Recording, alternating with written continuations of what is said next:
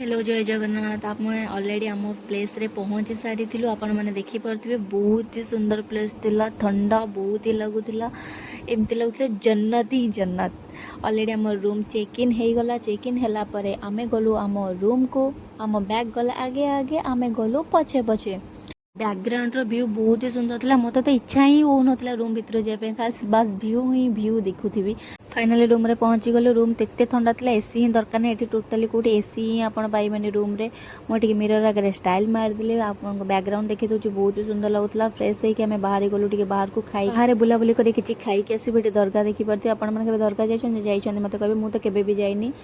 Eighty बहुत ही सुंदर सुंदर दुकान थिला। विंटर सबू किसी कलेक्शन एटी पाइबा, किसी कस्मेटिक्स दुकान थिला। बहुत ही सुंदर सुंदर कलेक्शन थिला एटी। फाइनाली आम ये दुकान रे गोटे पहुँचल। ये मिठा ही मिठा, जहाँ भी खाइब ओनली मिठा ही पाइबे।